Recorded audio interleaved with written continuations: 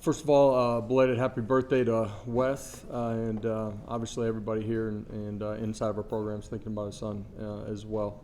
Our thoughts and prayers are with him. So Saturday's unique opportunity, celebrating a 51-year anniversary of Conridge Holloway, first black quarterback in this league. Pretty special opportunity to honor a great legacy, somebody that meant so much through who he is. His character, how he handled himself here, and post-playing career as well, and the legacy that he's left behind. Like all of the guys that have statues and are honored outside of our stadium, it's an awesome way to honor their legacy. Smoky grays will be worn in a pattern that were similar to the uniform that he wore while he was here. Smokies are something that our players and recruits get excited about, and hopefully our fan base does too. So. Look forward to seeing 102,000 of our closest friends here on Saturday evening for our program. It's been a long time since we've been inside that stadium with our fans, and look forward to that. For a lot of our guys, it's the first opportunity that they're going to have. Drive by Vol Navy, walk in front of 40,000 fans in the Vol walk before the game, and run out to 102,000. So looking forward to that. This week, good opponent in Austin Peay, and excited about us. Going into week 2, just continuing our football journey, continuing to get better here as we go through the season. Opportunity for us as we look back at the tape this morning, ways that all of us can improve in all 3 phases of the game. So open it up for questions. Questions? Brent?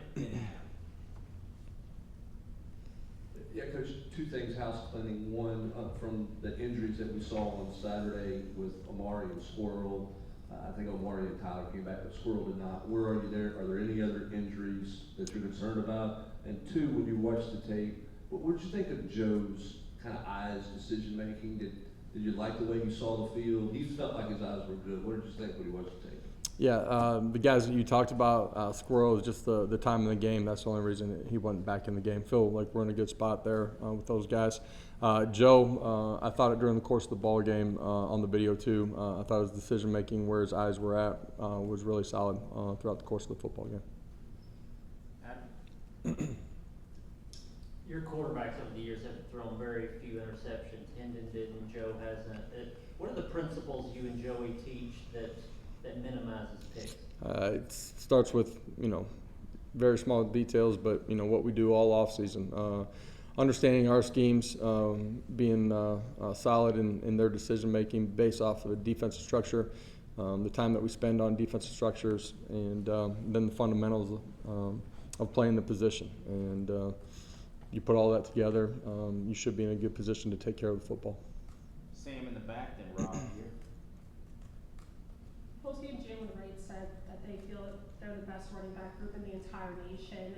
How tight is this group, and is it one of the tightest that you've seen throughout your time? Yeah, very selfless group. They want to be successful individually, but I don't think there's anybody more happy about the success of the guy that's on the field than the guys that are on the sideline during the moment of that success. And at the end of the day, that group understands that the strength of the position can't be one guy. They pull hard for each other. They're great competitors on the practice field. They push each other in the meeting room. And, I think like all of our position groups, they care about the people inside of that room.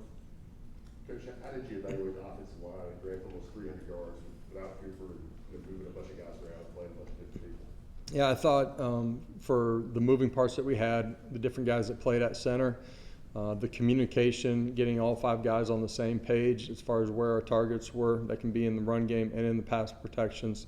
They did a really solid job. There's some things that all 5 and really all the guys that played, you're looking at 8 guys that played a ton of snaps. I think maybe 13 that played during the course of the ball game. There's a lot of things that they got to clean up too, which is anticipated as you go from week 1 to week 2. But all in all, a really solid performance by those guys. Vince, then Austin. Sure, there's things you want to improve, but what about the wide receivers? How do you evaluate how they played in that first game? Yeah, subtle details and some of the structure that we saw from the opponent that we can be a little bit cleaner in. All in all, I thought they performed well.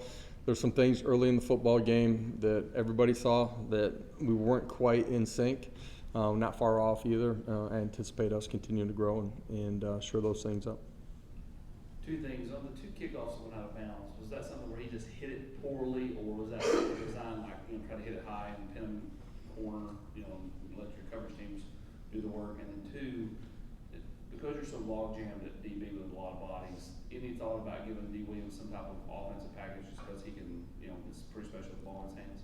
D is special with the ball in his hands, but he's going to continue to work at the corner spot and obviously be heavily active in our return game. Thought he did a really nice job throughout the course of the day. I thought the way that he responded after something not going his way showed maturity and actually pointed that out to the team after the ball game and did that again today. The kickoff out of bounds, just fundamentally just a little bit off, and that's why you end up, hooking in a little bit. It's kind of like your golf shot.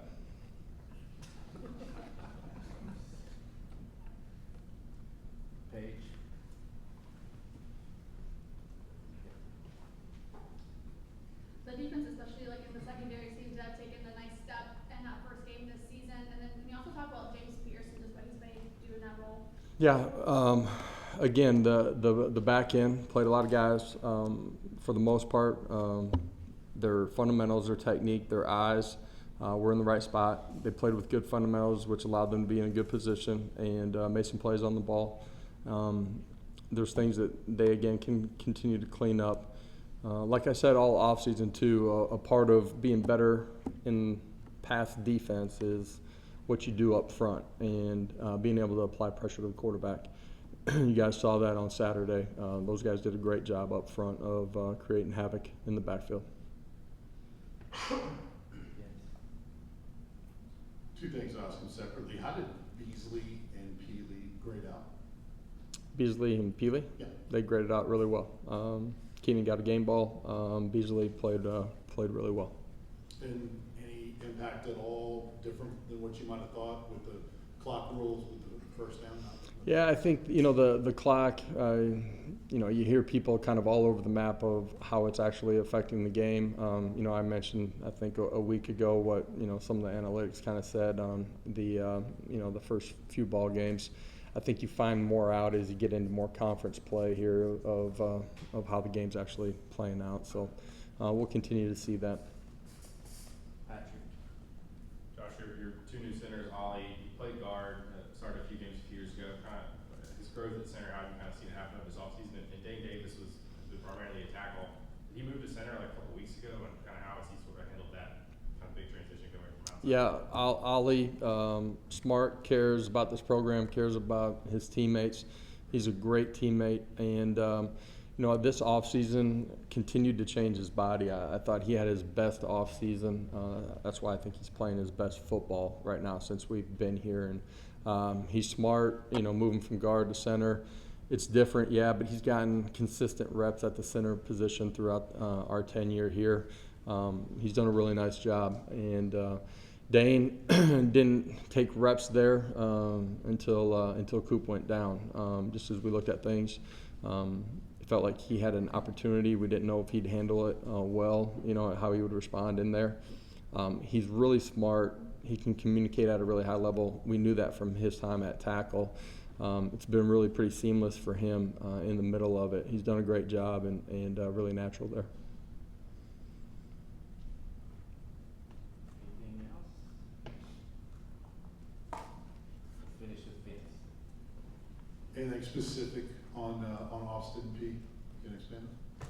No, defensively, we've got to handle tempo. They'll spread the football field.